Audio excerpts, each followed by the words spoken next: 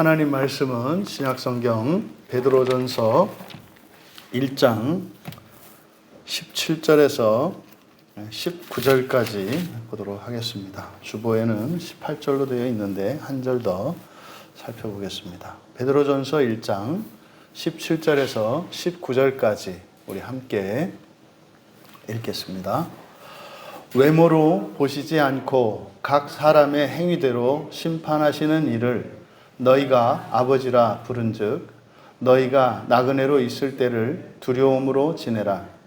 너희가 알거니와 너희 조상이 물려준 헛된 행실에서 대속함을 받은 것은 은이나 금같이 없어질 것으로 된 것이 아니요 오직 흠 없고 점 없는 어린 양 같은 그리스도의 보배로운 피로 된 것이니라. 아멘.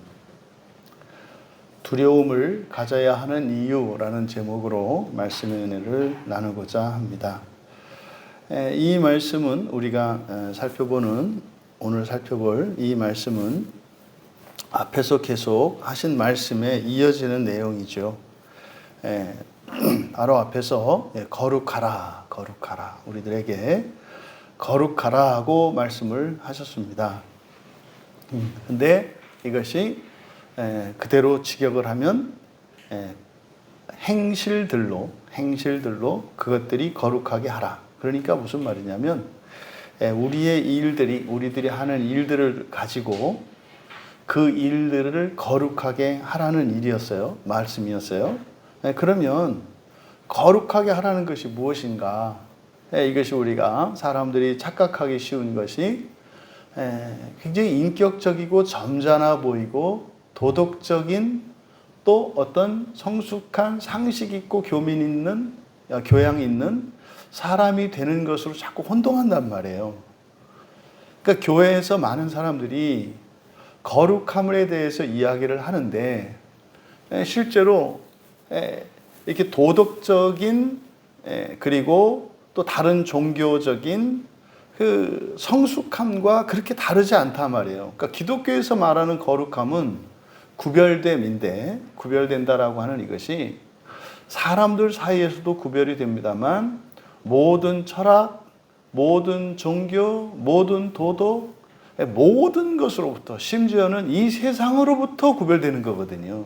이 거룩함은. 그러면 기독교가 또 성경이 아닌 다른 모든 책들과 또 예수 그리스도가 아닌 다른 모든 사람들, 그런 위대한 사람으로 일컬어졌던 그러한 위대한 그 현인들과 성인들의 말씀과 예수 그리스도의 말씀의 차이가 이 거룩함인데 우리들이 이 신앙생활을 하면서 요구하는, 교회에서 성도들에게 요구하는, 또 설교자들이 설교를 듣는 청중들에게 요구하는 거룩함이 과연 성경적인 것인가 하는 것을 우리가 깊이 생각해 보아야 합니다. 왜냐하면 이것이 성경적인 거룩함이 아니라면 우리는 기독교라 이름하는 이런 울타리 안에 있습니다만 실상은 우리가 기독교 밖에 있을 수 있는 것이기 때문에 그렇습니다.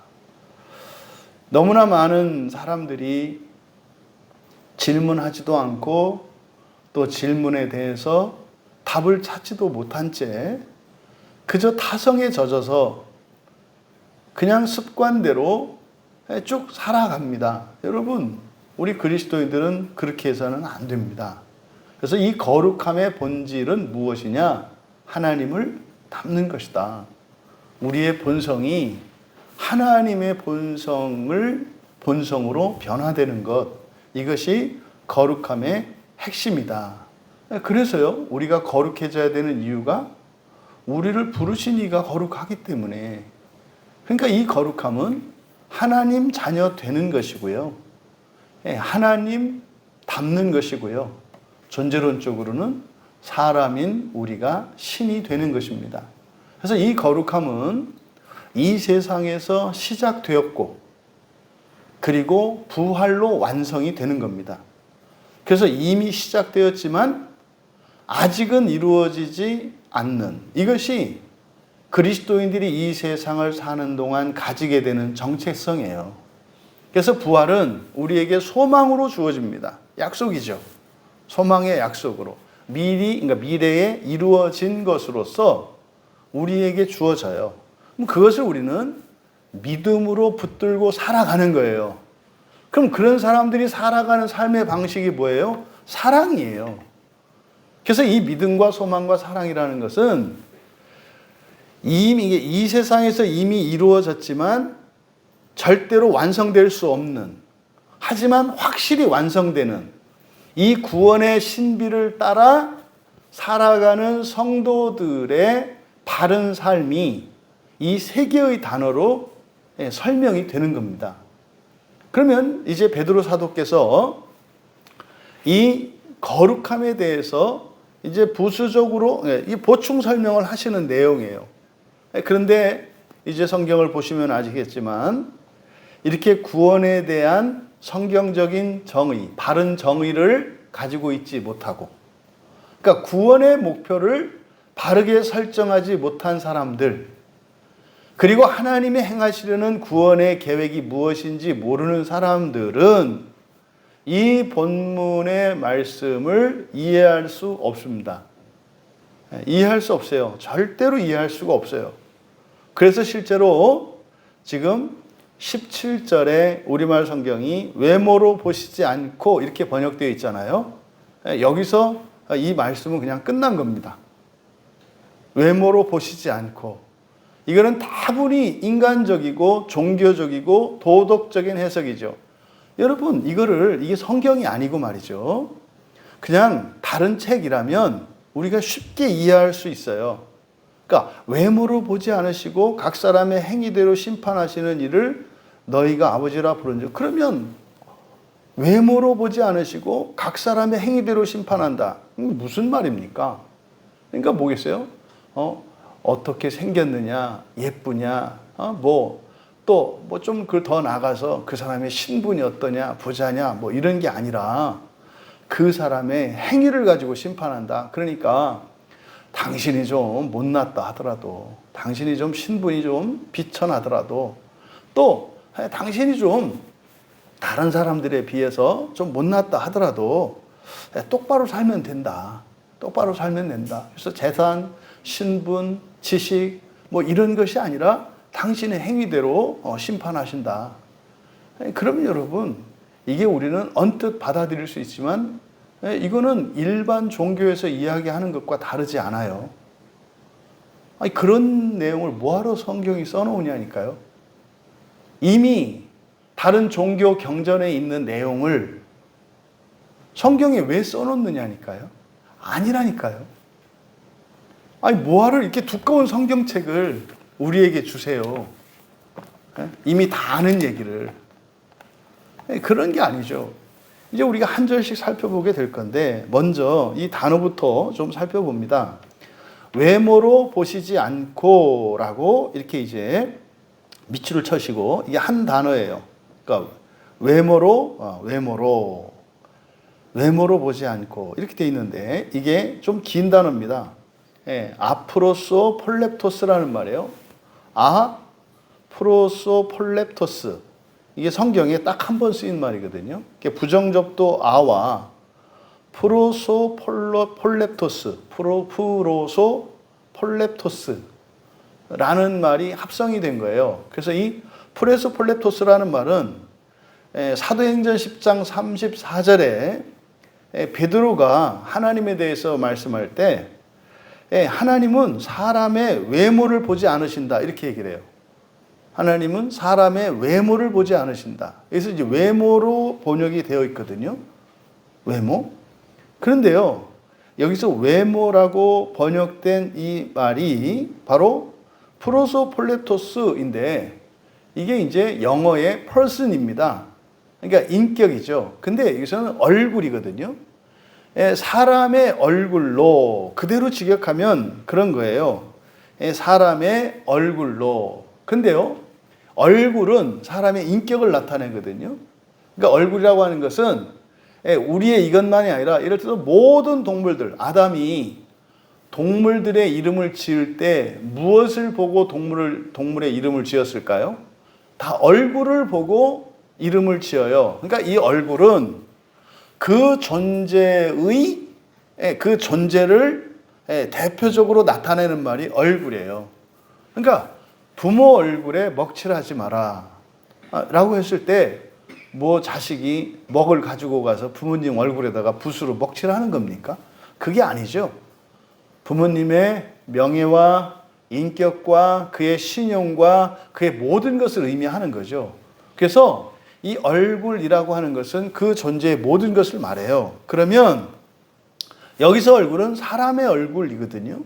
사람의 얼굴을 말해요. 그래서 외모로라고 번역한, 그러니까 외모로 보지 않고라고 번역한 것은 바로 얼굴로 앞에 아라고 하는 부정접두어가 붙어 있기 때문이에요. 그래서 이것은 비인격으로 이렇게 번역을 해야 합니다. 비인격으로.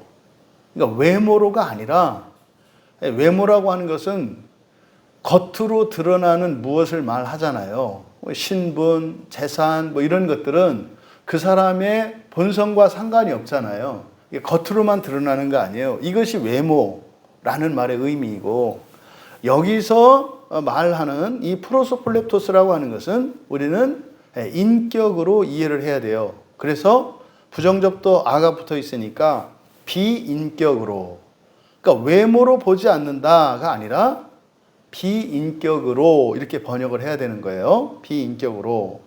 다음에 17절의 중반쯤에 가보시면 사람의 행위대로 심판하시는 이를 너희가 아버지라 부른즉. 그러니까 너희가 아버지라 부른즉, 여기 밑줄을 치시고 너희가 아버지라 부른즉, 이것은요 굉장히 중요한 성경적인 용어예요. 너희가 아버지라 부른다. 그러니까 우리가 하나님의 자녀, 하나님의 아들이라고 하는 말의 의미가 법적인 관계로서 양자로 받아들이는 것과 존재론적으로 그 존재가 되는 것, 이것을 구분한다 그랬잖아요, 성경에서. 이게 사람을 하나님이 하나님의 자녀 삼으실 때 우리는 이미 태어나기를 사람으로 태어났어요. 그래서 일단 우리를 어떻게 하세요? 양자로 입양을 하신다고요. 양자로 입양을 하시는데, 그러니까 그런 거죠. 오늘날 집에서 애완동물을 키우시는 분들이 그 애완동물에게 아들, 딸이라는 이름을 붙이잖아요. 마치 그런 거예요. 뭐 이렇게 강아지를 키우는데 뭐 우리 아들, 우리 딸, 요게 양자로 받아들이는 거예요. 그러니까 사람이 사람을 양자로 받아들이는 것과 다른 거예요. 그러니까 하나님이 우리를 양자로 받아들이는 것은 우리가 개나 고양이를 양자로 받아들이는 거하고 똑같다 이 말이에요. 이해되시죠? 그래서 인간관계 속에서, 그러니까 내가 직접 낳지 않은 자식을 뭐 이렇게 법적으로 이렇게 친자권을, 이 정도가 아니에요. 하나님은 사람이 아니시잖아요. 사람은 하나님이 아니잖아요. 그러니까 다른 존재예요. 완전히. 그러니까 사람과 동물의 차이보다 사람과 하나님의 차이가 무한히 큽니다. 그렇지 않겠어요? 그런데 그래서 하나님이 사람을 양자로 입양한다라고 할 때 이 말씀은 우리들의 삶의 정황에서는 개나 고양이를 우리가 양자로 입양하는 것, 이렇게 생각해야 된다 이 말이에요. 그런데 여러분들이 아무리 애완동물을 사랑해서 아들이라고 부르고 딸이라고 부르고 여러분을 그것들의 엄마고 아빠라고 부르고 이름까지 지어준다 한들 걔들이 변해요? 그냥 걔는 걔로 살다가 죽어요. 나는 사람으로 살다 사람으로 죽을 거고 고양이는 고양이로 살다 죽을 거예요. 그러니까 사람이 동물을 양자로 입양한다는 일은 헛된 일이죠. 안 된다 이 말이에요. 암만 말로 아빠, 딸, 뭐 이렇게 엄마, 아들 불러도 이게 진짜로 본질적으로 같아지지 않는다 이 말이에요. 그런데 말입니다. 유일한 신이신, 지극히 높으신 신이신 하나님이 사람을 양자로 삼는 일은 말이죠. 그렇게 돼요. 실제로 우리가 그 하나님의 자녀로서의 본성을 가지게 되고 그렇게 돼요. 이것을 신이라고 합니다. 이것이 우리를 양자로 삼으시고 그 다음에 우리가 진짜 하나님의 자녀가 된다라고 했을 때 이 테크논, 진짜 자녀라고 하는 것은 신이 된다는 의미라고요. 이게 기독교 구원의 핵심이거든요. 그럼 여기서 말입니다. 사람이 하나님을 아버지라고 불러요. 그러니까 이 세상을 사는 동안 우리가 하나님을 아버지라고 부르잖아요. 하나님 아버지 이렇게 하잖아요. 근데 지금의 상태는 어떤 상태예요? 고양이와 사람의 상태예요. 그러니까 자기 주인을 알아보는 정도다 이 말이에요. 그래서 주인이 오면 꼬리를 흔들고 뽀로로 나가는 상태. 이게 이 세상을 살아가는 그리스도. 그러니까 우리가 그 집에 가서 그 애완동물들이 주인이 오면 막 꼬리를 치고 뱅뱅뱅 돌면서 헥헥거리고 하는 게 뭐예요? 우리 찬양하는 거고요. 예배하는 거예요. 그러니까 우리가 오늘도 지금 이렇게 뭐예요? 하나님한테 이렇게 꼬리 흔드는 거예요. 하나님 뭐 이렇게. 단지 주인을 알아보는 것 뿐이죠. 우상을 섬기지 마라. 이게 무슨 말이에요?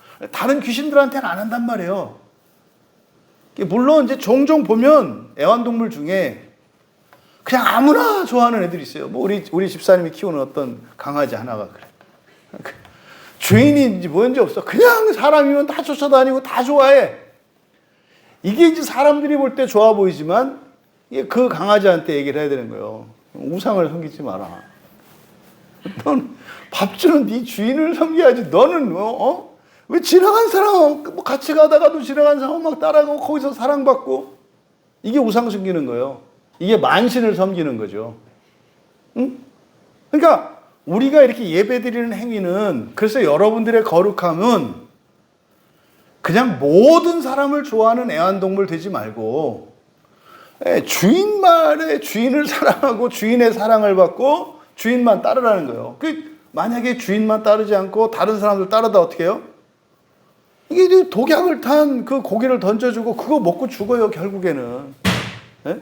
주인도 아닌 사람이 나를 왜 이뻐해? 언젠가는 이용하려고 그러는 거지. 그러니까 우리가 이 거룩함이라는 것은 오직 하나님 한 분 앞에서만 재롱 피우고 하나님 앞에서만 찬양하고 하나님 한 분만의 말씀을 듣는 거예요. 이게 거룩함의 핵심이거든요. 이 세상을 살아가는 우리들의.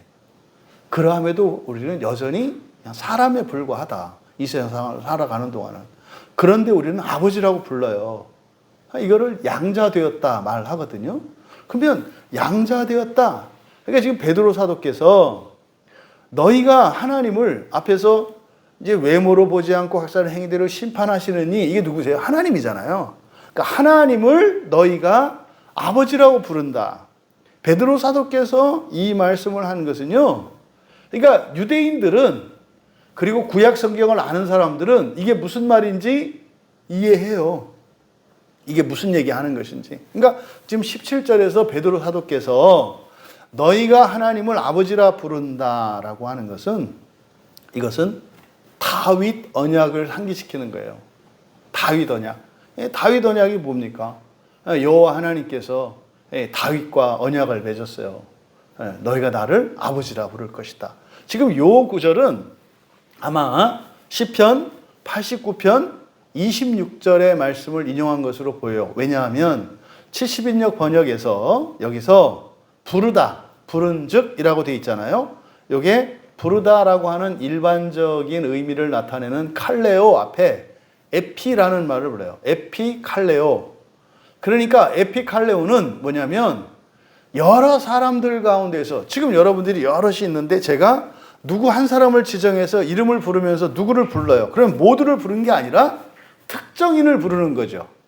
특정인을. 그래서 에피라고 하는 것은 특정 대상, 구체적인 어떤 것을 나타내기 때문에 에피라는 말을 붙여서 에피칼레오라고 해요. 근데 이 에피칼레오가 구약 성경에 사용된 것이 시편 89편 26절과 예레미야 3장 19절이거든요.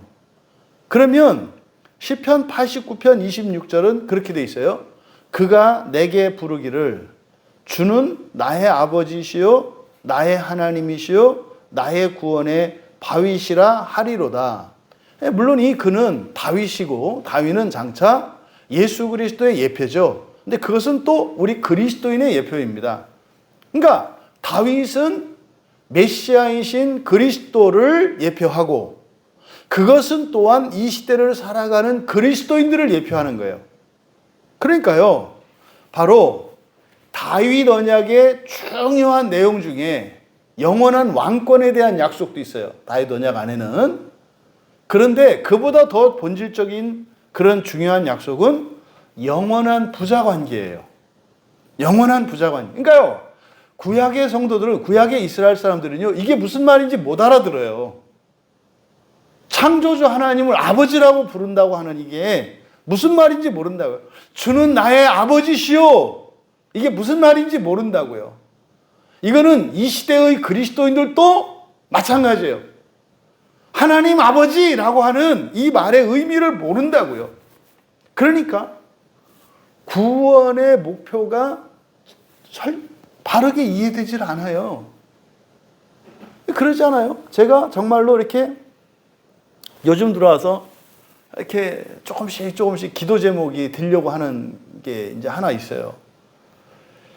지금 우리에게 가르쳐 주신 하나님께서 우리에게 가르쳐 주신 이 구원의 진리를 널리 전파하고 싶어요. 여러분들도 다 같은 마음이잖아요. 그러니까 뭐 우리 집사님 뭐 지금 뭐 뭡니까 스티커 뭐 만들고 지금 막 이게 다 같은 마음이에요. 같은 마음. 근데 솔직히 말해서 그냥 전하고 싶은 거지, 저의 이름이 사람들에게 알려지거나 우리 교회로 사람들이 막 몰려오는 거는 솔직히 말해서 저는 원하지 않아요. 저는 그냥 이렇게 지냈으면 좋겠어요. 대신 복음은 온 세상에 전파되고 우리는 그냥 이렇게 지냈으면 좋겠어요. 이게 저의 진심이에요. 근데 이제 마음속에 그런 거예요.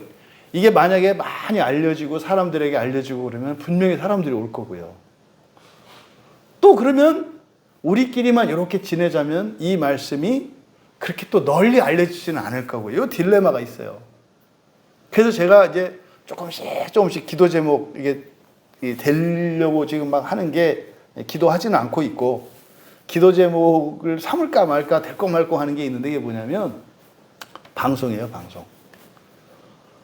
뭐 이미 우리가 유튜브에서 지금 설교를 올리니까 사실은 우리 설교를 듣는 것 자체가 이거는 하나님의 인도하심이지 않겠어요? 어떻게 우리 교회 설교를 유튜브에서 들어요? 그런데 최소한 우리나라에서만큼 이렇게 사람들에게 공신력이 있는 어떤 방송이나 이런 곳에서 제가 한 12번만 시간을 좀 줬으면 하는 이런 바람. 한 12번만. 그래서 가명으로 해서, 가명으로 나가서 한 12번만 구원에 대해서, 복음에 대해서 이게 전하고, 그러면 이제 그 방송의 공신력으로 인해서 퍼질 거 아니에요. 그러면 그거를 뭐 성도님들이 듣든 목사님들이 듣든 문제의식을 가지게 될 거 아니에요. 그럼 각 교회에서 이제 막 물어볼 거 아니에요, 목사님들이. 그러면 목사님들이 성경을 보지 않겠어요? 그러면 누구나 다 찾아내거든요. 사실 요게 제가 지금 기도 제목으로 지금 할까 말까 고민하고 있는 거예요. 이게 지금 여기서요, 다윗 언약의 중요한 핵심 내용 중에 우리가 하나님을 아버지라고 부르고 우리가 하나님의 아들과 딸 자녀가 된다고 하는 이 말이 무슨 의미인지를 지금 베드로 사도께서 여기서 가르쳐 주시려고 하는 거예요. 야, 다윗 언약 속에 너희들을 하나님이 자녀 삼으신다고 했고, 너희들을 하나님이 너희들의 아버지가 되어주신다고 했는데, 이게 무슨 말인 줄 알아? 이게 거룩함이야. 이게 거룩함이야. 그냥 인간적으로 점잖고 뭐 이런 사람들이 아니라, 그렇게 인격적이고 모든 지혜와 지식을 갖추고 모든 자격을 다 갖춘 그런 사람 되는 것이 아니라 너희들이 완전한 하나님 자녀 되는 것이 거룩하게 되는 거야. 근데 너희들이 사는 동안은 그렇게 될 수 없는 거야. 그래서 너희들은 어떻게 해라? 너희들의 행실들로 그 행실들이 거룩하게 되도록 하면서 살아가라는 거예요.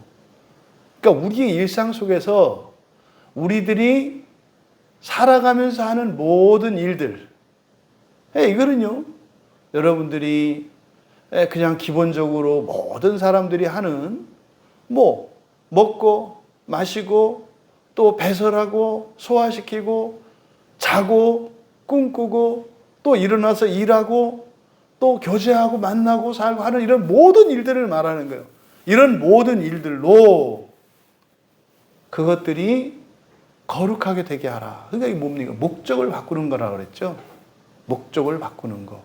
사실 이게 주일 설교에서도 그 야곱의 우물에서 물을 길어 먹는 것과 예수님이 주실 그 생수를 먹는 것, 이게 다른 인생에 대한 선택이라 그랬는데, 그게 바로 뭐예요? 인생의 목적이 달라지는 거거든요. 그러니까 똑같은 동일한 말씀인 거예요.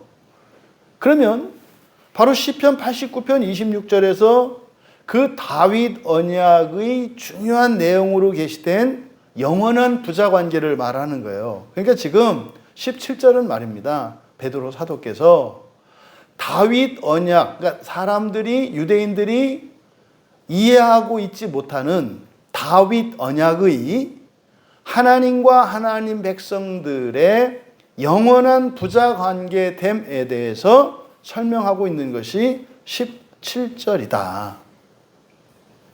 그러니까 이게 지금 거룩함이 무엇인지를 가르쳐 주시는 거예요. 그러면 17절을 이제 사역을 하면 이렇게 됩니다. 그리고 만일 너희가 각 사람의 일을 따라, 그러니까 지금 행위라고 번역이 되어 있는데 에르곤이기 때문에 제가 일이라고 번역을 한 거예요.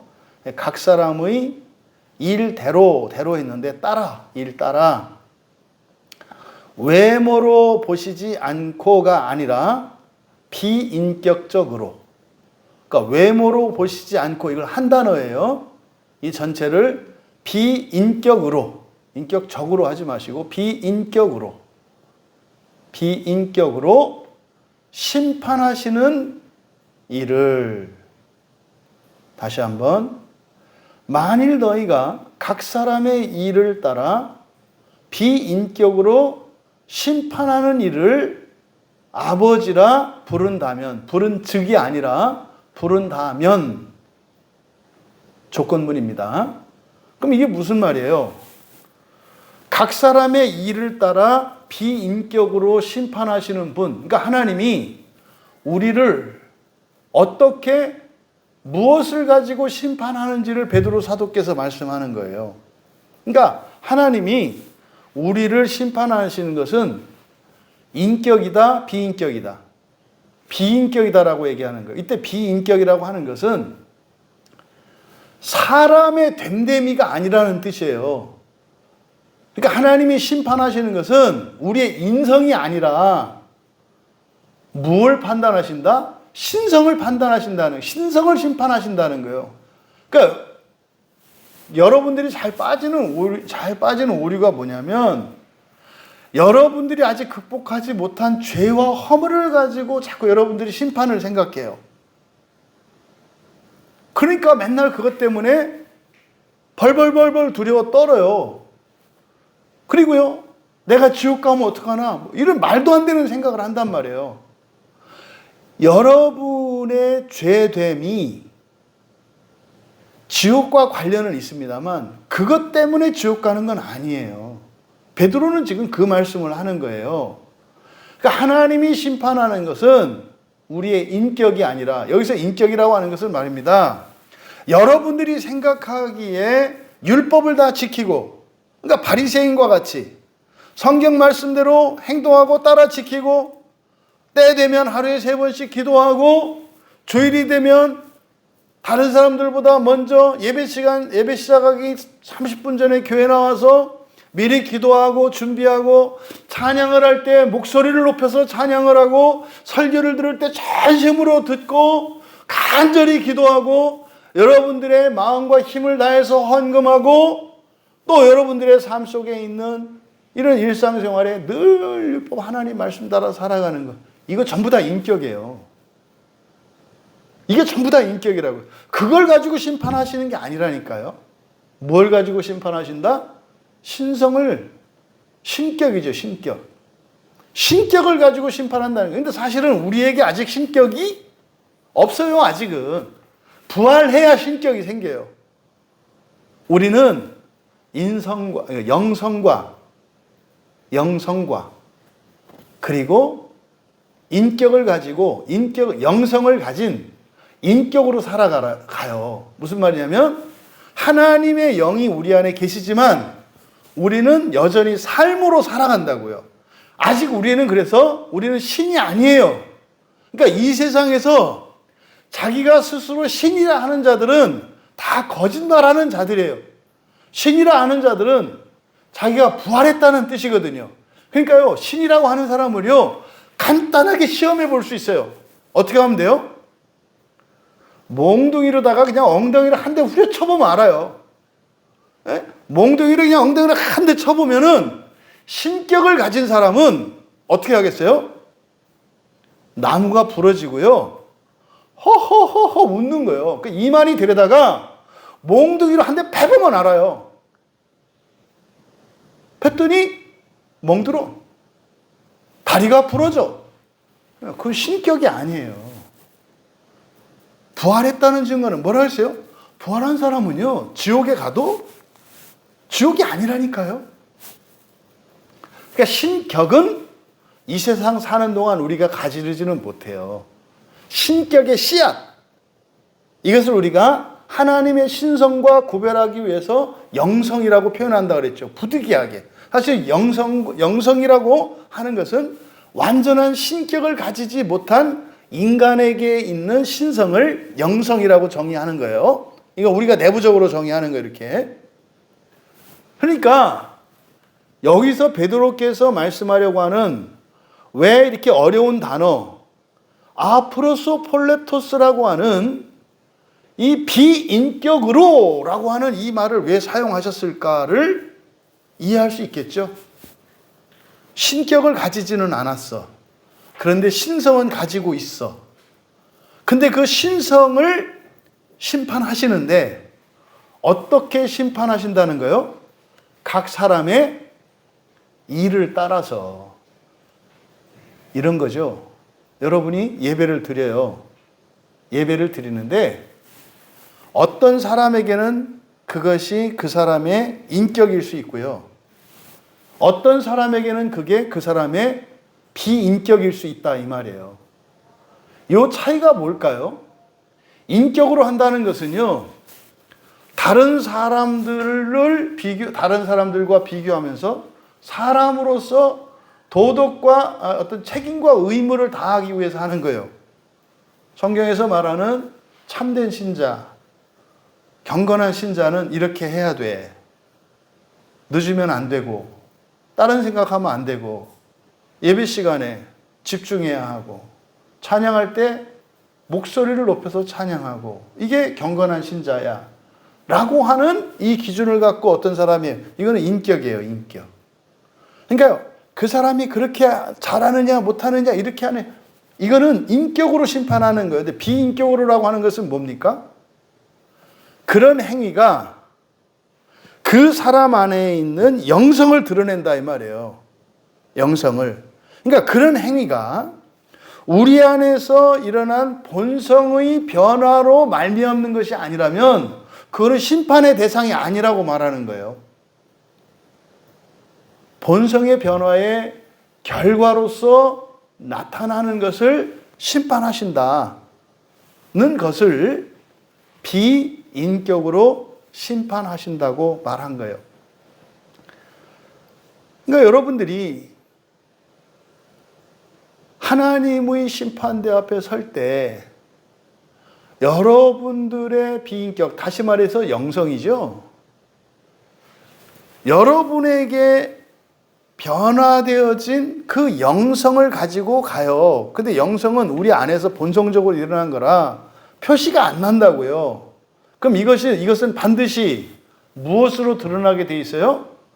우리의 삶의 행위로 드러나게 돼 있다고요. 그걸 말하는 거예요. 그러니까 예를 들어서 예배를 갖고 그러니까 예배에 대해서 하나님으로부터 심판을 받는다고 칩시다, 우리가. 그러니까 어떤 사람은 어릴 때부터 한 번도 예배에 빠진 적도 없어요. 예배 시간에 존 적도 없고, 예배 잘 드렸어요. 어떤 사람은. 근데 어떤 사람은 죽기 직전까지 예배도 빠졌다가 또 뭐 예배 참석해도 그냥 졸다가 뭐 이러다가 이제 왔어요. 심판대 앞에 섰어요. 이게 극단적인 비유입니다. 조심할 것은 절대로 제가 이렇게 얘기할 때 예배를 잘 드리고 이렇게 하는 거를 이렇게 과소평가하는 거 아니에요. 극단적으로 일부러 제가 이렇게 하는 거니까 여러분들이 이걸 오해하시면 안 돼요. 그러니까 한 사람은 성숙한 그리스도인이야. 한 사람은 형편없는 그리스도인이야. 주일 예배도 막 빠져. 매일 늦어. 왔는데도 예배 시간에 졸아. 찬송가도 안 불러. 극단적으로 제가 대비시키는 거예요. 근데 이 사람은 말이죠. 형편없이 보이는 이 사람은 죽기 직전까지 자기가 절대로 부활할 수 없는 사람이라는 걸 인식하고 난 절대로 부활할 사람이 아니다. 이 상태로는 부활할 수 없다. 왜? 이거 이런 것들이 문제니까. 이걸 자각하는 거. 이게 죄를 인식하는 거죠. 그리고 이것이 바뀌어야 한다는 판단을 내려요. 이건 바뀌어야 되는 거야. 이대로 있으면 안 되는 거야. 라고 하는 도덕적 판단을 내린다고요. 그리고 하나님께 은혜를 구해요. 하나님, 내가 정말 부활하고 싶어요. 부활하고 싶어요. 은혜를 내려주세요. 제 본성을 바꿔주세요. 라고 하는 기도가 있어요. 소원이 있어요. 그래서 교회에 나와요. 그런데 번번이 교회에 나올 때마다 시험 들고 넘어지고 막 이래요. 그래서 예배 끝나고 나면 어떻게 돼요? 막 기쁨과 감사와 뭘 배워서 좋고 기쁘고 이런 게 아니라 비참해져요. 이러면 안 되는데. 내가 이러면 안 되는데. 그러면서 이 사람이 포기하지 않고 다음 주에는 예배를 잘 드릴 거야. 이렇게 하면서 살았는데 다른 사람들이 보기에는 큰 변화가 없는 것 같았어. 근데 이 사람은 자기에게 일어난 변화를 알아. 왜? 한 달에 한두 번은 꼭 교회에서 예배를 빠졌었는데 어느덧 이제는 1년에 한두 번만 예배를 빠지고 있어. 자기가. 자기 자신은 그걸 알아. 그 변화. 자기 안에 일어난 변화가. 그리고 예전에는 도통 설교를 알아들을 수가 없었는데 이제는 조금씩 설교에서 뭔가를 배우는 게 있어. 그러니까 예전에는 그냥 예배 시간에 와서 그냥 버티기만 하다가 갔는데 이제는 하나씩 둘씩 기억에도 남고 그 말씀이 귀에 붙어서 일상을 살아가는데 자기의 삶의 지표가 되는 거예요. 이 사람은. 그런데 이 사람은 아주 사람들이 보기에 거룩하고 경건해요. 근데 이 사람 마음이 평안해. 뭐 더 이상 부족함이 없어. 요 두 경우에 하나님이 심판하시는 것은 비인격으로 하신다라고 했잖아요. 이 중에 누가 즉시 천국으로 낙원으로 가고 이 중에 누가 지옥으로 가요? 이 사람이 지옥으로 가요. 이게 지금 굉장히 조심스러운 말이에요. 오해될까 봐. 이런 얘기를 듣고 신앙생활을 엉망진창으로 하는 사람들이 아 그래 뭐 교회 잘 나온다고 다가 아니네 빠져도 돼 이런 말도 안 되는 생각을 하면 안 돼요. 여기서 말씀드리고자 하는 취지는 뭡니까? 언제나 통일하게 나는 절대로 현재의 나로서는 부활에 이를 수 없는 존재라고 하는 죄인식과 그러함에도 불구하고 하나님의 약속을 믿고 하나님의 은혜를 따라 살아가면 이러한 나를 하나님의 은혜로 부활시켜 주실 것을 소망하며 하나님의 은혜를 받으며 살아가야 한다고 말씀을 드리는 거예요. 이거는요, 교회 처음 나온 사람이나 교회를 몇십 년 다니고 거룩한 성화의 삶을, 이 성화의 진전을 이루는 항상 동일 조건이에요, 이거는. 그래서 모든 사람은 예배 시간에 동일 조건 하에 있는 거예요. 심지어는 설교하는 저나 설교를 듣는 청중이나 오래된 성숙한 신자나 이제 막 교회 처음 나와서 모든 게 서툴고 심지어는 이런 어떤 상식에도 이르지 못한 그런 어떤 비인격적인 삶을 살아가는 사람, 항상 예배는 동일 조건이에요. 이게 차별이 없다고 말하는 거예요. 이게. 이런 내용을 설명하려면 길어지잖아요. 그리고 설명이 길어지면 오해도 많아지거든요. 왜요? 설명은 들으면서 또 자기 방식대로 설명을 하기 때문에. 반드시 전해야 되는 중요한 내용인데, 심판에 관한 오해를 최소화하고 그리고 더욱 분명하게 하기 위해서 사용한 말이 바로 요 비인격으로라고 하는 프로소폴렙토스라는 말이에요. 굉장히 중요한 말이에요. 근데 이거를 외모로 하는 순간 이거를 인격으로 바꿔버렸죠. 그러니까 어떻게 돼요? 이거를 인격이 아닌 비인격으로 심판한다 이렇게 해놨는데 성경은 뭐랬어요? 행위가 아니라 행위로, 외모가 아니라 행위로 둘 다 인격으로 바꿔버렸잖아요. 인격이 아니라 비인격으로 심판하신다라고 우리에게 주신 하나님의 말씀을 결국 이거를 인격의 다른 양상으로라고 해서 더 종교적인 인간, 도덕적인 인간이 되어야 한다. 이게 하나님이 심판하신 거다. 이거는요, 옥황상제가 하는 심판이에요. 이거는 완전히 다른 거라니까요. 그러함에도 불구하고 우리들은 어떻게 해야 돼요? 우리의 행위가 변화돼야죠. 변화돼야죠. 아까 얘기했던 예배를 형편없이 드리고 예배에서 은혜를 받지 못하고 또 일상생활에서도 기본적인 어떤 경건의 습관이 되지 않은 사람들, 절대로 그 사람들에게 제가 면죄부를 주거나 정당성을 주는 게 아니에요. 그 사람들에게 반드시 있어야 하는 게 뭐라고요? 이런 일의 변화예요. 마찬가지죠. 경건해 보이는 사람, 사람들이 보기에 아주 인격적이고 온전해 보이는 사람, 이 사람들에게도 똑같이 일의 변화가 일어나야 한다고요. 계속해서요. 계속해서. 이것을 지금 말씀하시는 거예요. 심판에 대한. 근데 그 하나님, 너희가 아버지가 아버지로 부른다면, 이게 무슨 말입니까? 사실상 이 편지를 받고 있는 1차적인 수신자들은 유대인들이거든요. 유대인들. 그래서 이들은 이미 다윗 언약을 다 알고 있어요. 그래서 이스라엘이 다윗에게 약속하셨던 그 왕좌가, 다시 말해서 이스라엘 민족이 온 세계를 정복하고 지배할 것이라는 믿음을 갖고 있어요, 유대인들은.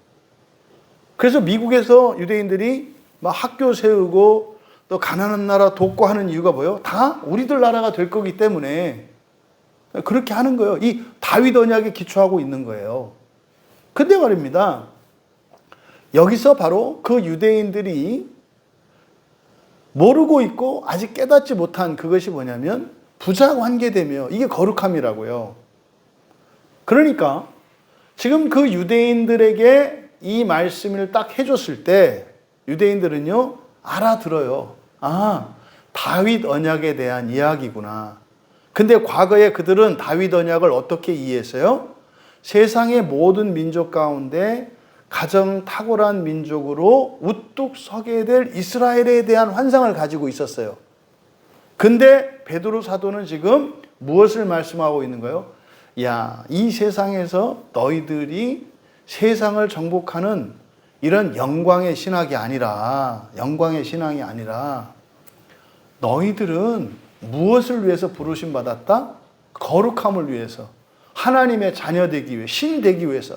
그래서 이 지구 하나를 뭐 어떻게 하고 여기서 뭐 다른 민족보다 우뚝 서고 이런 게 아니라 하늘에 있는 모든 해와 달과 별들을 재창조할 존재로 부르심을 받은 거고, 이게 구원이야. 어저께 그 누리호가 딱 그 성공한 그 영상을 제가 여러 번 돌려서 봤어요. 가슴이 벅찼어. 야, 우리나라가 우주선을 쏴가지고 인공위성을 쫙 그 대기권에다. 여러분, 이 나라가 50년 전에요, 필리핀, 태국, 버마 이런 곳에서 원조받고 살던 나라예요, 우리나라가. 네? 진짜 한 50년 전까지만 하더라도 북한에서 쌀 줄게 갖다 먹어, 전기 줄게 전기 갖다 써, 이러던 나라예요. 기억나시죠? 여름만 되면요, 장마 때문에 수많은 집들이 무너지고 수많은 사람들이 죽어나가고, 여름철 되면, 그죠? 여름에 뉴스 볼 때마다 왜 이렇게 우리는 안 되는지, 산사태 나서 집 무너지고 뭐 이런 거. 그러다가요, 겨울 되면 독감으로 막 사람들이 죽어나가고, 또 막 집이 온통 불나가지고 화재. 왜요? 너무나 취약한 나라였거든요, 50년 전에. 근데 50년 만에요, 뭐 세계 7대 강국이 됐다면서요. 네? 그렇게 우주선을 띄워서 인공위성을 펼칠 수 있는 게 지구상에 있는 나라 중에 7개밖에 안 된다면서요. 그 중에 한 나라가 됐대요. 여러분, 이것은 분명히 하나님께서 이 나라를, 이 민족을 특별히 사랑하시고 특별히 복을 주신 증거예요. 또 유대인들 마찬가지죠.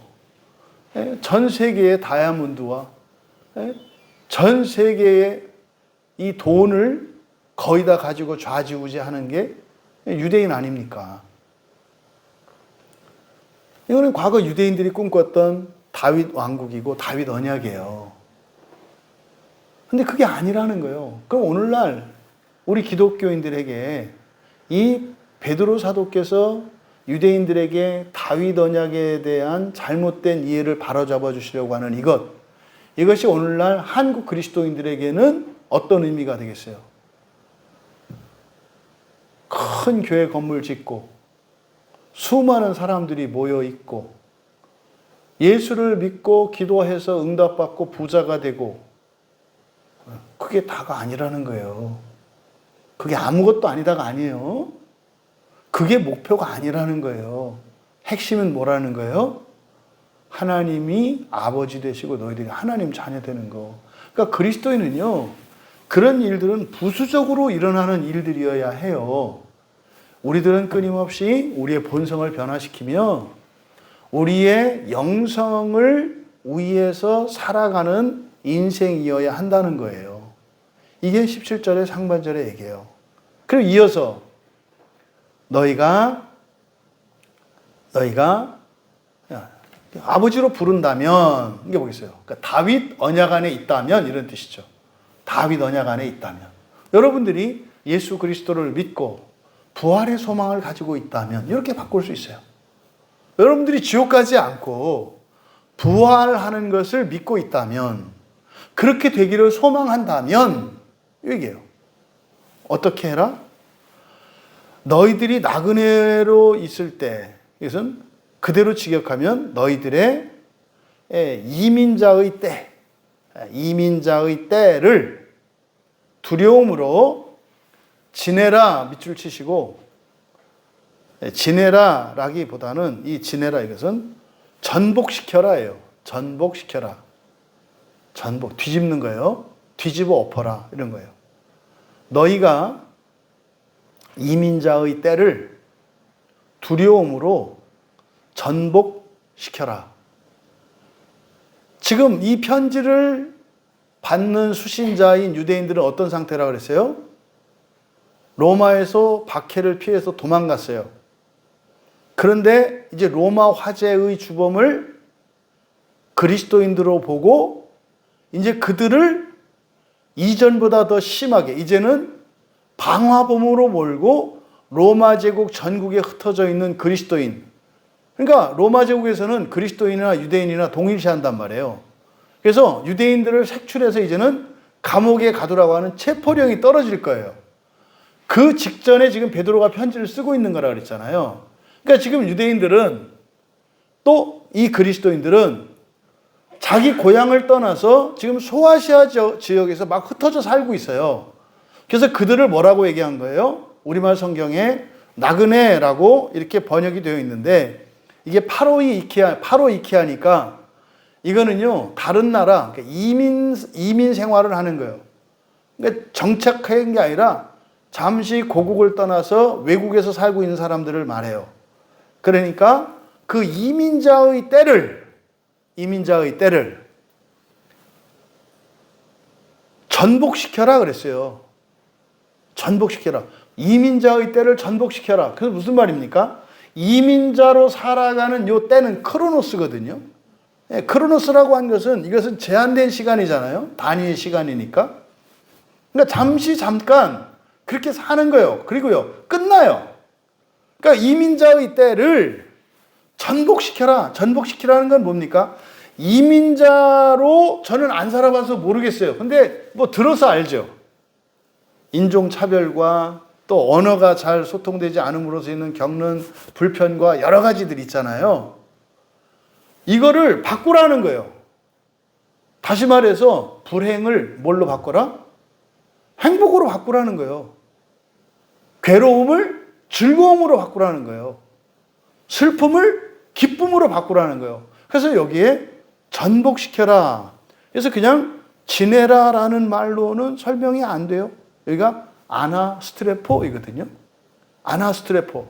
아나는 위로라는 뜻이고 스트로포는 변화시키다, 되돌아가다라는 뜻이라 했잖아요. 앞에서 뭐라 그랬습니까? 그러니까 아나스트레포는 천국을 지향하는 삶이라 그랬죠. 천국을 지향하는 삶. 뭐를 해도 천국을 향해서 살아가라. 그런데 이것이 이 아나스트로포는 성경에 따라서 가는 것을 구원의 삶, 구원의 행동이라고 할 수 있어요. 진리를 따라가니까. 그런데 자기의 소견대로 거짓 가르침으로 사람들이 자신들은 구원을 위한 행동이라고 하지만 그것이 구원과 다를 수 있죠.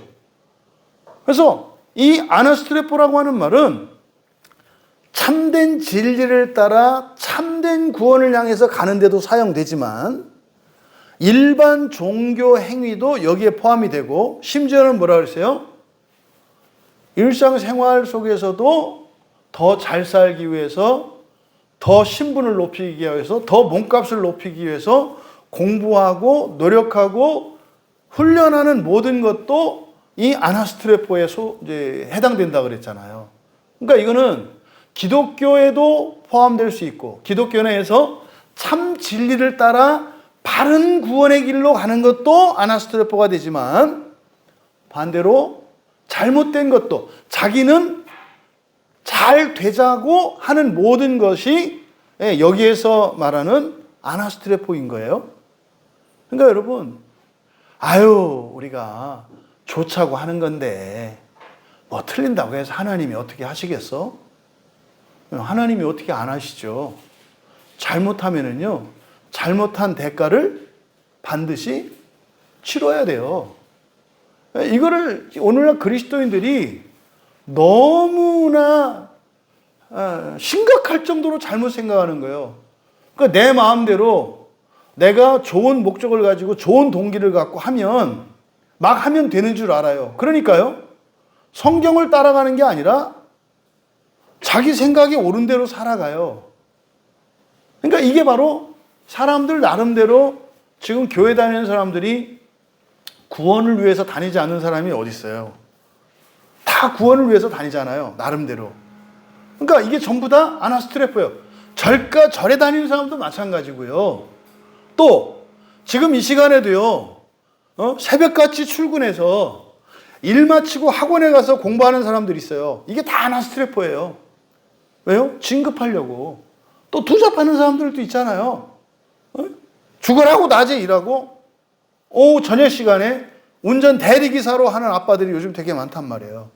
이게 다 아나스트레포예요. 근데요, 그건 아나스트레포라 그래서 그 사람에게 진정으로 유익이 되는 건 아니다. 잘못될 수 있다니까요. 그러니까 이거를 우리가 염두에 둬야 돼요. 그러니까 지금 여기서 지내라라고 번역한 이 말은 바로 전복하다라는 의미다. 전복하다. 그럼 여러분, 전복한다는 것은 정반대로 바꾸라는 거잖아요. 배를 뒤집는 거니까. 그렇대요? 내가 가난해. 그러면 뭐 하라고 생각을 하는 거예요? 부자라고 생각하라는 거예요. 반대로 내가 부자야.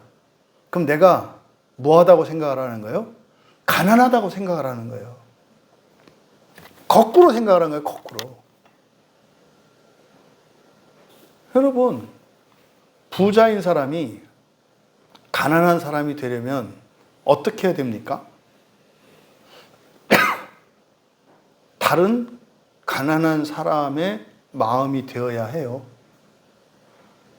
가난한 사람들을 위해서 가난한 사람들의 마음을 가지고 가난한 사람들의 필요를 채우기 위해서 살아야 돼요. 이게 부자가 가난한 사람 되는 거예요. 그러면요, 가난한 사람이 부자가 되는 것은 어떻게 하는 거예요? 이것도 없고 저것도 없고 저것도 없고 저것도 없고가 아니라 마치 많이 가진 자처럼 나눠주는 거예요. 여러분, 17절의 말씀은요, 우리의 머리를 개운하게 하는 말씀이에요. 어떤 사람에게는요, 굉장히 싫은 말씀이겠죠. 예수님이 뭐라고 그랬어요? 젊은 찾아왔던 구원을 위해서 찾아왔던 젊은 관원에게 말씀하셨던 게 너 지금 부자지? 가난한 자로 살아. 이렇게 얘기하셨잖아요. 그걸 뭐라고 그러셨어요? 네 가진 재산을 다 팔아서 가난한 사람 나눠줘라. 그 사람이 왜 한숨 쉬고 왜 돌아갔어요? 지금 당장 부동산에다가 중개사에게 자기 집, 집, 땅, 소유 모든 걸 다 팔아서 다 주고 빈털터리가 되라는 말로 받아들였잖아요. 예수님은 뭐라고 한 거예요? 너 평생을 가난한 사람을 위해서 살아. 이렇게 말씀하신 거잖아요. 한숨 쉴 일이 아니잖아요. 무릎을 탁 치고 아, 알겠네요 주님. 이러면 될 일이거든요. 그러니까 여러분, 전복시켜라. 전복시켜라. 그러니까 너희들이 지금 박해를 피해서 이민자로 그 소아시아 지역에 가서 사니 차별을 받을 테고 연고도 없고 불행하지? 너무 두렵지? 외롭지? 이거를 전복시켜라. 근데 무엇으로 전복시켜라? 두려움으로 그랬어요. 두려움으로. 이 두려움은 경외죠. 경외. 이 두려움이 의미하는 바는 뭐겠어요? 우리가 하나님처럼 거룩하지 않은 것에서 오는 두려움이죠. 이거는요, 겁먹고 벌벌벌벌 떠는 게 아니에요. 더 힘을 내게 하는 두려움이죠. 이대로는 안 돼. 하지만 나는 할 수 있어. 믿음 안에서 가지는 두려움이죠. 그러니까 너희들의 지금 삶의 환경이 어렵고 딱하다 하더라도 절망하거나 포기하거나 낙심하지 말고, 없는 자나 없지만 없는 자처럼 말고 가진 자처럼 살고, 또 너희들 중에는 돈이 좀 많아가지고 뭐 이민자로 살지만 부족함이 없는 사람들이 있을 건데 나는 부족함이 없다 그러지 말고 없는 자와 같이 가난한 자와 같이 살아. 역발상이죠. 역발상해라. 이게 17절의 말씀이에요. 이 이민자라고 하는 이 말이 성경에서 2번 쓰이거든요. 이게 사용된 용례가 사도행전 13장 17절에서 이스라엘 사람들이 애굽에 살던 때를 나타내는 말이에요. 그러니까 애굽에서 이스라엘이 노예로 있었잖아요. 그때를 이민자라고 말해요. 그러니까 지금 베드로는 소아시아 지역에 있는 그들에게 이민자라고 한 거죠. 그러면 구약 성경을 아는 사람들이니까 거기가 지금 애굽인 거죠, 구약에. 그러면 어떤 일이 있다는 거예요? 구원에 대한 약속이 있는 거예요. 모세가 애굽에 가서 그들을 데리고 나왔던 것처럼 하나님이 너희들을 데리러 그리 가실 거야. 가실 거야. 그리고 다시 회복시켜 주실 거야 라는 얘기죠. 지금 너희들이 거기서 살고 있는데 고향 돌아오지 못할까 봐 염려하고 있지? 아니야. 그렇지 않아. 구약의 우리 조상들을 봐봐. 430년 동안 애굽에 있었지만 데리고 나오셨잖아. 너희들 지금 거기서 살고 있는데 데려올 거야. 그러면 이것이 오늘을 살아가는 우리들에게 이민자는 어디겠어요? 이 세상이에요. 광야와 같은 이 세상. 우리가 돌아갈 나라는 어디예요? 하나님의 나라죠. 하나님의 나라. 그래서 구약의 애굽, 베드로 사도가 편지를 쓰던 그 당시에 소아시아, 오늘의 우리에게는 이 세상입니다. 이것이 우리들의 정체성이에요. 이민자. 영원히 살아갈 거 아니고 우리를 그것으로 인도하실 거라는 거죠. 그런데 이때 어떻게 살아라? 역발상으로 살아라. 네가 지금까지 부자가 되기 위해서 살았느냐? 가난한 자가 되기 위해서 살아라. 그러면은 세상이 너희들을 망한다고 하느냐? 내가 너희를 흥하게 하겠다. 은혜의 삶이죠. 세상 사람들의 지혜를 따라 살지 마라. 어리석게 살아라. 내가 너희들을 세상의 지혜로운 자보다 더 지혜롭게 하겠다.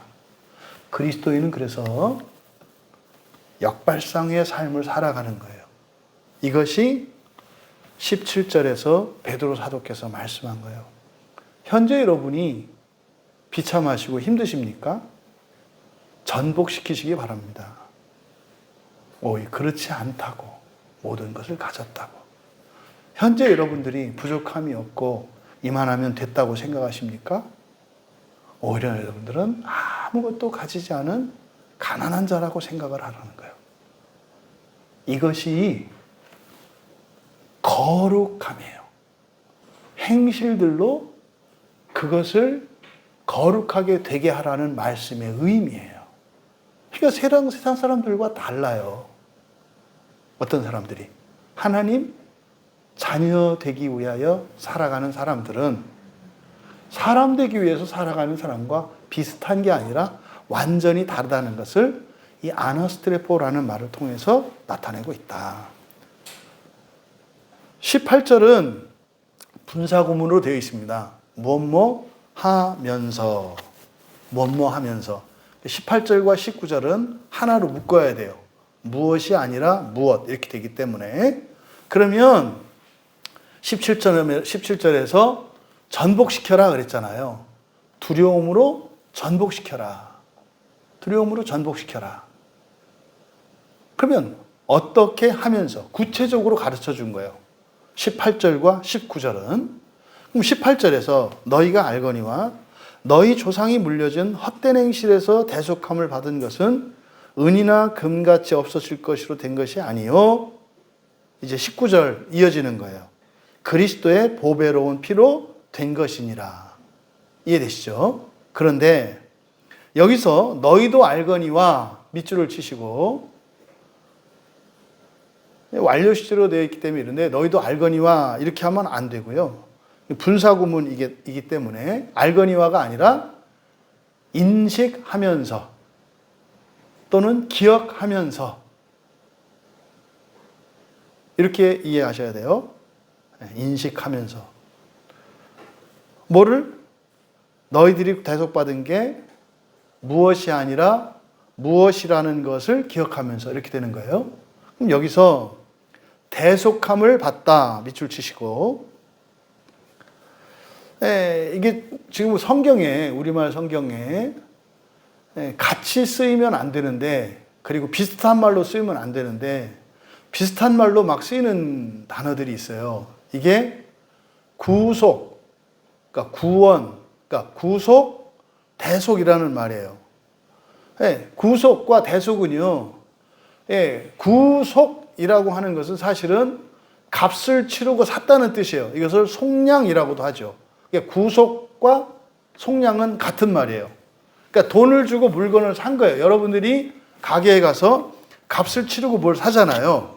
우리는 구매했다 그러잖아요. 구매했다. 이게 이제 사람에게 적용할 때는 구속했다 이렇게 하는 거예요. 그러니까 사서 내가 삼았다라는 뜻이에요. 이게 물건이니까 구매라고 하고, 사람의 경우에는 구속 또는 속량이라고 하는 거예요. 그러니까 값을 주고 샀다는 뜻이에요. 그러니까 대속이라는 말은요, 나 대신 누가 값을 치러줬다는 거예요. 그 대속이라고 하는 말은 거기에는 예수 그리스도가 들어가 있는 것이고, 또는 나 대신 누가 값을 치러줬다는 의미예요. 근데 여기에 사용된 말은, 그러니까 의미상으로는 이게 별로 다른 것 같지 않습니다만은 이 문장이 설명하는 바가 잘 이해가 안 돼. 중첩이 돼요. 그러니까 이건 사실 그리스도의 대속에 대해서 설명하려고 하는 건데, 여기서 대속받았다, 대속함을 받았다, 대속받았다라고 번역하는 것이 리트로오라는 말이거든요. 리트로오. 이게 속량하다, 구속하다 이런 뜻이에요. 그러니까 값을 주고 샀다. 그러니까 대속이 아니에요. 그러니까 무엇을 기억해야 되느냐? 너희 조상이 물려준 헛된 행실에서 구속함을 받은 것이 아니에요. 그러니까 이게 사실은 이런 의미가 아니라, 어쨌든 자 먼저 단어 대속함이 아니라 이것을 뭐로 해라? 속량 또는 구속으로 바꾸어라. 그 다음에 너희 조상이 물려준 헛된 행실 있잖아요. 행실 밑줄 치시고, 이 행실로 번역한 이 말이 앞에서 이야기한 아나스트레포, 전복하다라고 하는 이 아나스트레포의 명사형이에요. 이 행실이라고 번역한 것이. 이거는 그래서 아나스트로페거든요. 아나스트로페. 그러니까 행실은 뭐라고 쓰시냐면 종교 행위로 바꾸세요. 종교 행위. 이 행실은 종교 행위. 왜냐하면 아까 말씀드렸던 것처럼 사람들이 더 좋아지기 위해서, 또 우리 기독교인이나 유대교인들이 구원을 위해서 하는 이것을 폭넓게 넓은 의미로 말하는 것이기 때문에 이거를 종교 행위라고 한 거예요. 그러니까 거기에는 바른 행위도 있을 수 있고 잘못된 행위도 있을 수 있잖아요. 그러니까 지금도 유대인들은 자신들이 성경에서 말하는 구원을 받을 것이라고 믿고 있어요. 예수님을 믿지 않고 구약의 모세오경을 기준으로 삼아서 이렇게 살아도 구원 받을 것으로 믿고 있다고요. 그럼 이때 여러분, 구원은 뭐라 그랬어요? 지옥을 경험하지 않고 부활하는 것을 구원이라고 해요. 이 두 가지 조건이 다 들어가야 된다고요. 지옥에 들어가지 않고 부활하는 것. 그러면 지옥에 들어가고 부활하는 것도 있단 말입니까? 네예요. 지옥에 들어갔다가 부활하는 게 있고 지옥에 들어가지 않고 부활하는 게 있어요. 성경에서 말하는 구원은 지옥을 경험하지 않고 부활하는 것이 구원이에요. 그럼 유대인에게 구원이 없다라고 말했을 때 부활하지 않는다는 의미가 아니에요. 무슨 뜻인지 아시겠죠? 지옥을 피할 수 없다고 말하는 거예요. 지옥을 거쳐서 부활한다고 말하는 거지, 유대인에게 구원이 없다라고 하는 것은 부활하지 않는다는 말이 아니다 이 말이에요. 마찬가지예요. 타 종교에게 구원이 없다라고 하는 것은 지금 불교 신자들은 부활하지 않는다는 말이 아니에요.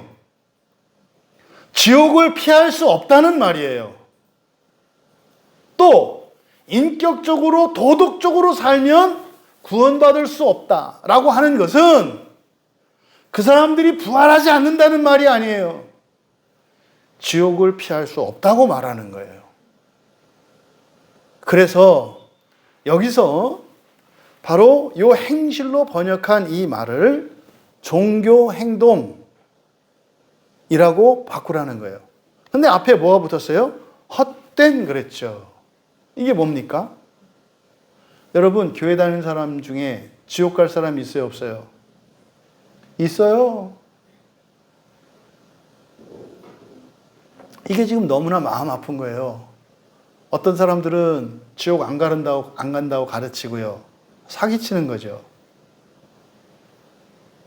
또 어떤 사람은요, 한 번 지옥 가면 영원히 못 나온다고 그러죠. 이것도 거짓말하는 거죠. 거짓말 사이에 끼어 있어요, 교인들이. 전 세계적인 전도자로 유명한 우리나라에서도 100만 명을 여의도 광장에 모았던 빌리 그레엄이라고 하는 복음 전도자가 있어요. 두 측면이 있어요, 항상. 빌리 그레엄이 우리나라에 다녀간 뒤로 더 많은 사람들이 교회에 출석하게 됐다는 점에서는 감사하고 기쁜 일이고, 그가 선한 일을 한 것이면 틀림이 없어요. 그런데 빌리 그레엄이 많은 사람들로 하여금 기독교인이 되도록 개종시켰다는 점에서는 큰 공헌을 했어요. 근데 반대로 참된 신앙을 오염시켰어요. 빌리 그레엄은 그랬어요. 이 자리에 계신 여러분이 지금 여기서 예수님을 믿기로 작정하고 여러분이 예수님을 구주로 영접하시면 여러분들은 구원 받으신 것이고 여러분들은 절대로 지옥 가지 않습니다. 이게 지금 우리 한국교회가 그 후유증을 앓고 있거든요. 신자는 지옥 가지 않는다고 가르친다고요. 그걸 복음이라고 말해요. 여러분, 그까짓 거 말로 예수 믿습니다 하는 게 어려워요? 아니, 그까짓 거 교회 나가는 거 어려워요? 지옥 안 간다는데? 그러니까 너도 나도 앞다투어 사람들이 교회로 몰려들었어요. 왜냐하면 우리나라는 오래적부터 불교와 불교적 그 종말관을 가지고 있었기 때문에 지옥에 대한 두려움이 있었어요. 그러니까 우리나라 사람들이 가지고 있는 지옥관, 그 문제를 해결해 줬다는 거예요. 누가? 예수님이. 야, 예수만 믿는다고 말하면, 그리고 교회만 가면 지옥을 안 간다네. 이게요, 우리나라 전 지역에 퍼진 거예요. 그러니까요, 온갖 사기꾼과 도둑놈들이 교회로 다 몰려들었어요. 그 사람들이요, 행실을 안 바꿔요. 면허증을 얻었거든요. 예? 살인 면허. 뭐요? 살인을 해도 지옥 안 가는 면허. 그게 뭔데? 예수라네.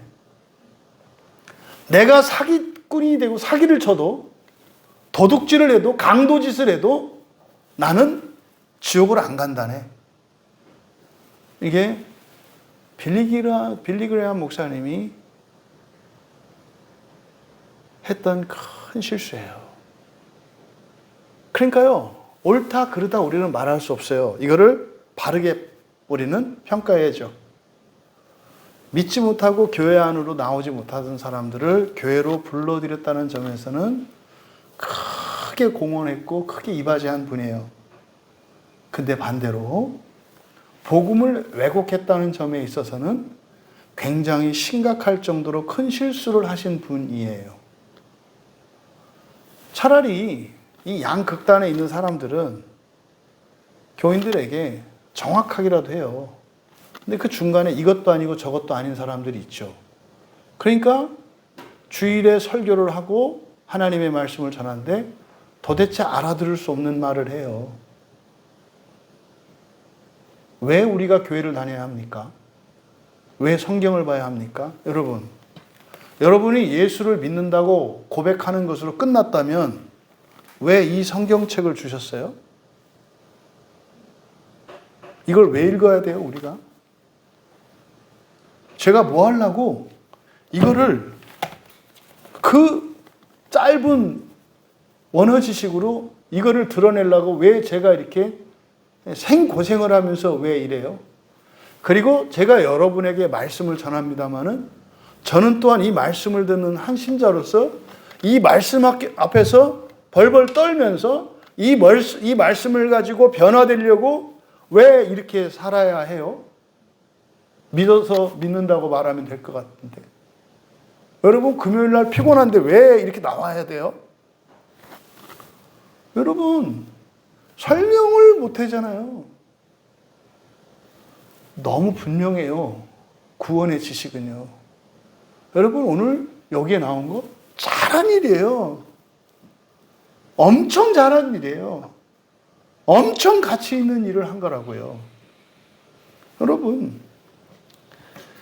여기서 헛된 행실로 번역되어 있는 이 마타이오스, 아나, 스트로페, 헛된 종교 행동이죠. 이런 거에 잣대로 휩쓸리지 마세요. 사람들이 왜 큰 교회를 신뢰할까요? 많은 사람들이 믿으니까. 그렇지 않아요? 그렇게 따지자면 교회 다니지 말아야죠. 우리나라에 교회 다니는 사람이 많아요? 교회 안 다니는 사람이 많아요? 안 다니는 사람이 훨씬 많아요. 최소한 5배예요. 그러면 사람들이 많이 모이는 것을 기준으로 한다면 교회 다녀야 돼요? 다니지 말아야 돼요? 다니지 말아야 되잖아요. 그거 아니잖아요. 그런데 왜 교회 안에서는 그걸 갖고 따지냐고요. 그러니까 세상 사람들이 보면 웃기는 거예요. 아유, 요새 작은 교회들은 알 수 없어. 그래도 큰 교회는 안전하잖아. 아이, 그럼 야, 더 큰 거는 교회 안 다니는 사람이야. 뭐 믿고 겁도 없이 교회 다녀? 네? 5명에 1명밖에 안 되는데, 길게 많이 잡아도. 그러니까 말도 안 되는 오류 속에 빠져 있잖아요. 그런 거 아니에요, 여러분. 베드로 사도께서 지금 말씀하려고 하는 핵심이 바로 그거거든요. 헛된 종교 생활, 헛된 종교 행위가 있다는 거죠. 그게 뭐라는 거예요? 너희 조상이 물려준 것. 이 조상에 물려준 게 뭐겠습니까? 구약 성경이고요, 여러분. 네? 이 구약 성경, 모세 오경을 따라 살아온 거예요. 이걸 지금 살아온 사람이 누구예요? 바리새인이고 사두개인이고 장로들이고 제사장들이에요. 그러니까 여기서 말하는 조상이 물려준 헛된 행실이 무슨 거짓말하고 외식하고 이렇게 생각하시면 안 돼요. 그 사람들의 입장에서는 성경적이라고 생각하는 최선을 말하는 거지, 이렇게 빈정거리는 비아냥거림으로 이걸 이해하면 안 돼요. 무슨 말이에요? 불교 신자로서 잘 살아가는 거, 도덕적으로 잘 살아가는 거, 인격적으로 훌륭한 사람 되는 거, 이거를 너희 조상이 물려준 헛된 행실이라고 말한 거예요. 이해되시죠? 이거는 교회 안에도 마찬가지죠. 뭐? 개혁주의자의 전통을 따르라고요? 전통을 따르라고 하는 순간 그게 뭐가 돼요? 헛된 종교 행위가 돼요. 뭘 따라가요? 날로 새로워져야지. 날로 새로워져야지. 어떻게 뭘 따라가요? 매일 새로워지라고 하는데 조금만 생각해도 얼마나 말도 안 되는 착각인가를 알 수 있다니까요. 날로 새로워지는 사람들이 옛날로 돌아가야 한다고요? 무슨 초대교회로 돌아간다고요? 종교개혁으로 돌아간다고요? 미쳤죠? 여러분, 지금이 잘 살아요? 여러분, 어렸을 때가 잘 살아요? 비교할 수 없을 때 잘 살아요. 그럴 수 있어요. 어렸을 때는 뭐 잘 살다가 망해서 지금 못 살 수도 있어요. 그래도 지금이 더 잘 살아요. 그래도 더. 여러분 잊지 마세요. 그러니까 지금 여기서 말씀하는 조상들이 물려준 헛된 행실이라는 것은 우리가 생각하는 헛된 행실로 이해하면 안 된다. 효력이 없다는 뜻이에요. 효력이 없다는. 근데 그 사람들에게는 의미 있고 가치 있는 일이에요. 왜? 그래서 여기에다가 이 행실에다가 아나스트로페라고 하는 전복이라는 말을 썼다고요. 그러니까요. 자기를 고치고 변화시키면서 살아간다니까요. 여러분, 사회적으로 성공하는 사람들 있잖아요. 계속 자기 바꾸면서 살아요. 그대로 살아가는데 사회적으로 성공한 사람은 없어요. 다 노력하고 애쓰고 습관 고치고 시간 관리 고치고 다 고치면서 살아간다니까요. 그게 쓸데없는 일이다라고 말하는 거 아니다. 그것이 그 사람들에게는 구원의 행동이에요. 그런데 헛된 것이 있다는 거죠. 우리나라 기독교인들에게 제가 해주고 싶은 말이 바로 이 내용이에요. 가장 중요한 거. 그러니까요. 나는 잘하려고 그렇게 하는 게 잘하는 거라고 가르쳐서 그렇게 했어. 그렇게 하지 말라는 거예요. 거기로부터 구속받은 거래요. 거기로부터 구속받은 거래요. 그러니까 지금 우리말 성경은 너희 조상이 물려준 헛된 행실에서 대속함을 받은 것이 아니요. 에서라고 되어 있잖아요. 에서를 로부터로 바꾸세요. 로부터.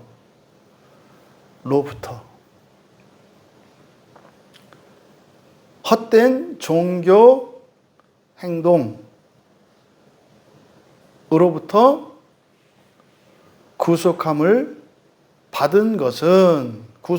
것은 그러니까요.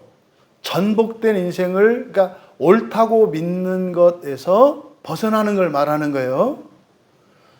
성공한다고 말하는 그것에서 벗어나는 걸 말하는 거예요. 여기서 벗어난 것은 not A but B예요. 이게 아니라 이거다. 18절에 은이나 금같이 없어질 것으로 된 것이 아니에요. 근데 여러분, 은과 금이 가치가 있습니까? 없습니까? 있잖아요. 이게 자꾸 아무 생각 없이 성경을 읽으시면 안 된다니까요. 은과 금은 보배예요, 보배. 사람들이 귀하게 여기는 거예요. 그런데요, 귀한 가치가 있는 거야. 사람들이 원하는 거야. 그런데 잊지 말아야 할 것은 그것은 뭐 하는 거다? 푸타르토스. 사라지는 거야, 이거죠. 가치가 있지만, 그러니까 여기에 생략이 된 거예요. 가치가 있지만 사라질 것으로 된 것이 아니라, 가치가 있지만 사라질 것으로 되는 것이 아니라, 그러니까 이것은 앞에서 말한 그 행실이라고 하는 이 단어, 바로 이 행실에서 똑같은 의미를 나타내는 거죠. 은금이라고 하는 것은. 그러니까 종교 행동이라고 하는 것은 의미 있고 가치 있는 것이고 좋은 거라고요. 그런데 뭐라고요? 없어질 것. 그래서 헛되다 이렇게 말한 거죠. 그러니까 여기서 없어질 것은 앞에 있는 헛된에 상응하는 말이고, 여기서 은과 금이라고 하는 것은 행실로 번역된 아나스트로페와 일치하는 말이죠. 그것이 아니라 19절로 이어지는 거예요. 이것으로 된 것이다. 19절에 있는 내용이 뭡니까? 그리스도의 보배로운 피로 된 것이다. 18절과 19절을 사역을 해서 읽어드리면 이렇게 됩니다. 조상들의 헛된 종교 행위로부터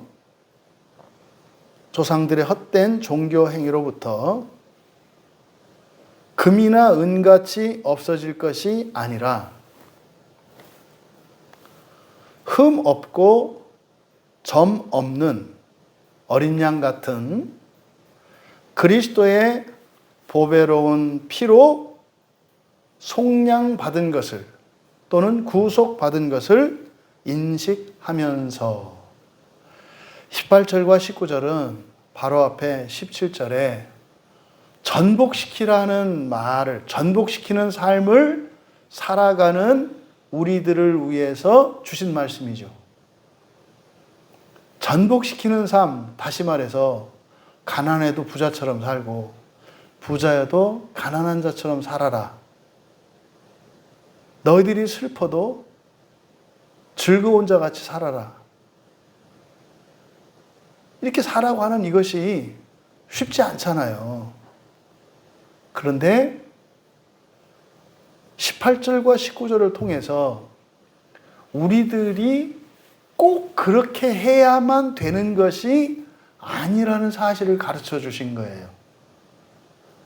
너희들이 100% 최소한 80% 이상 그렇게 하느냐 안 하느냐가 아니라 너희들이 속량받은 것은 무엇으로, 너희들의 그런 행위나 실천을 통해서가 아니라 무엇으로 된 거다? 그리스도의 보배로운 피로 된 것임을 잊지 말고 뭐 하라는 거예요? 낙심하거나 포기하지 말고 계속 전복시키는 인생을 살아가라고 말씀하신 거죠. 그런데 그 전복시키는 인생이 뭐라 그랬어요? 두려움으로 그랬어요. 여러분들이 그리스도인으로서 두려움을 가져야 되는 이유는 여러분들에게 아직 극복하지 못한 죄로 인해서 벌받을 것을 두려워하거나 여러분들이 예수 믿은 지 얼마 안 됐고 또 여러분들의 삶의 형편이 어떠함 때문에 여러분들이 하고 싶은 것을 못하기 때문에 그것이 아니라 하나님의 거룩함에 이르지 못한 나의 실존, 이것은 절대로 부활에 이를 수 없다는 두려움이에요. 이거는 우리에게 절망을 주는 게 아니죠. 그러면 하나님이 그걸 하신다는 거예요. 예수님이 하신다는 거예요. 그럼 우리들은 그것을 위해서 뭘 해야 된다는 거예요?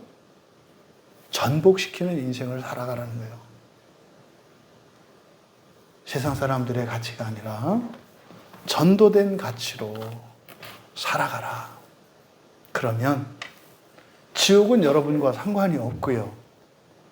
여러분들은 첫째 부활에 참여할 수 있다고 하는 사실. 그래서 어떤 때는 내가 그 거룩함을 이루면서 살아갈 수 있고 어떤 때는 그럴 수 없고 이런 게 아니라 초신자 때는 못하고 뭐 이렇게 신앙생활 오래 하면 되는 거 아니라 또 옛날에는 그렇게 했으니까 지금은 하지 않아도 되는 게 아니라 지속적으로 거룩하신 하나님을 따라 거룩하신 하나님 자녀답게 애쓰면서 세상을 전복시키면서 세상과 다른 가치를 전복시키면서 살아가시면 된다는 거예요.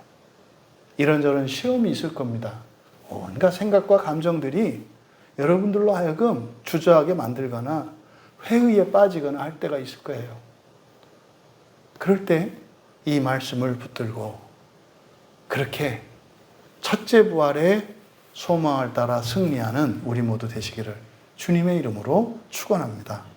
우리 말씀을 생각하며 잠시 기도합니다. 오늘 말씀의 핵심은 이 세상을 살아가는 우리들의 이 때를 이민자의 때라고 말씀하셨어요. 이민자의 때. 그런데 이 이민자의 때를, 다시 말해서 우리 인생을 어떻게 살아가야 할 것인가를 가르쳐 주셨습니다. 어떻게 생각해라? 반전시켜라. 반전시켜라. 사람들이 가지고 있는 기준, 반전시켜라. 역발상으로 살아가라. 그렇게 하기 위해서는 두려움이 필요하다. 그 두려움은 하나님의 거룩하심과 우리의 거룩하지 않음으로 인한 격차에서 오는 두려움이에요. 미래에 지옥 가는 두려움이 아니에요. 현재 하나님의 자녀이면서 하나님의 자녀가 아닌 것 같은 두려움이에요. 하지만 그것으로 우리가 겁을 먹지 않아야 되는 이유는, 겁을 먹지 말아야 되는 것은 그리스도의 보배로운 피로, 그리스도의 보배로운 피로 우리가 구속함을 받았으니 우리의 부활은 그리스도께 있기 때문에 두려워하되 그것 때문에 벌벌 떠는 자들이 아니라 믿음 안에서 소망을 가지고 사랑으로 살아가라는 것이었습니다. 우리 함께 기도할 때 주님, 세상에 속지 않게 하옵소서. 거짓 가르침으로부터 분별할 수 있도록 우리의 지성을 열어 주시옵소서. 오직 믿음과 소망과 사랑으로 살아가게 하옵소서. 우리 같이 기도합니다.